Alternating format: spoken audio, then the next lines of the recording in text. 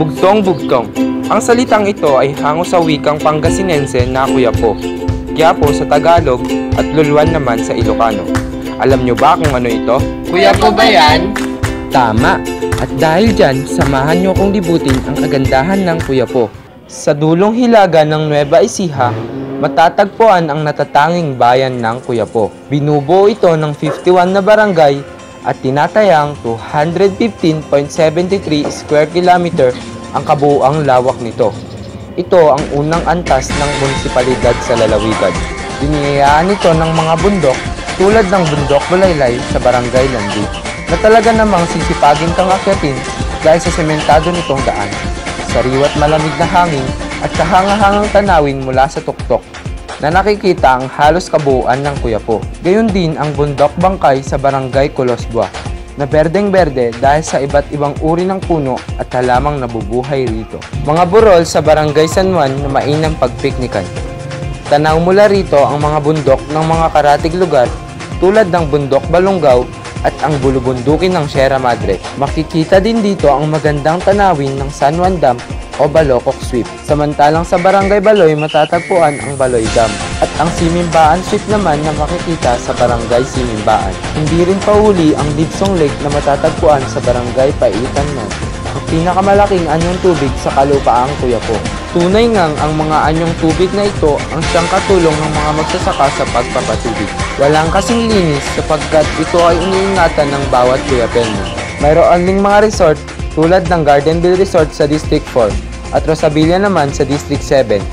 Maaaring pagdausan ng iba't ibang okasyon at pagpalipasan ng gabi sa halagang sulit at abot kaya.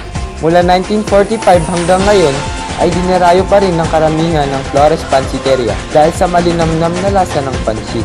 Gayon din ang toilings na malimit pagbilhan at kainan ng nakararami. Matitikman din dito ang espesyal na halo-halo na patok pa rin hanggang sa ngayon. Dito lamang sa malinis at malawak na pamilihang bayan ng Kuyapo, ang magkakalapit at maluluwang na auditorium at covered court gym ang kadalasang pinagdiriwangan ng iba't ibang programa sa Kuyapo. Kalapit rin ang malinis na Rizal Park. Freedom Park naman na itinayo pa noong panahon ni Senador Benigno Aquino Jr. taong 1992 hanggang 1995 ang nagsisilbing pook pasyalan, palaruan at libangan ng mga kabataan. Nagmarka ang bayan ng Kuyapo sa kasaysayan ng Pilipinas sapagkat dito nadakip ng mga sundalong Amerikano ating bayaning magiting at dakilang lumpo na si Apolinario Mabini. Taong 1907 nang maitayo ang pangunahing malayang simbahan sa buong Pilipinas. Ito ay ang San Roque Parish Church. At sa kasalukuyan, isa na itong pilgrimage church na dinarayo ng mga debotong Katoliko. Makikita din dito ang Independiente Aglipay na naitatag pa noong 1902. Ang aklat ng bayan ang siyang pinagsasaliksikan ng mga mag-aaral. At makikita rin dito ang mga sinaunang kagamitan ng ating mga ninuno. Napapanatili pa rin sa gandahan ng mga sinaunang bahay sa Kuyapo. Nanatili pa rin matatag ang Kuyapo Rural Bank simula pa noong 1956 hanggang sa ngayon. Pagsasaka ang pangunahing ikinabubuhay ng bawat Kuyapeño. Sinasabuhay pa rin ang kultura ng pagsasaka.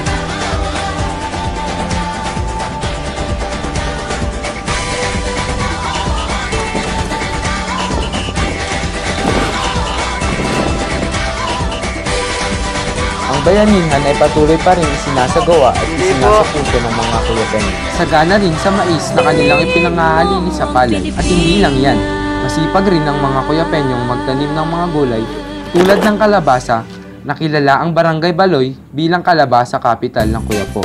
Kapansin-pansin rin ang mga sitaw sa Barangay Kalangkwasan at ang malawak na taniman ng kasaba sa Barangay Simimbaan na siyang ginagawang napakasarap na lubi-lubi.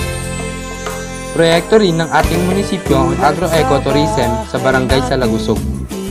Ang San Roque tuwing August 16. Tuwing buwan ng Mayo naman ay itinaraos ang Flores de Mayo o ang Santa Cruzan. Ang Water Lily at Cornas Festival naman ay pinagdiriwang tuwing buwan ng Abril. At higit sa lahat, tuwing October 29, ginugunita ng bawat Kuyapeño ang araw ng Kuyapo. Salamat!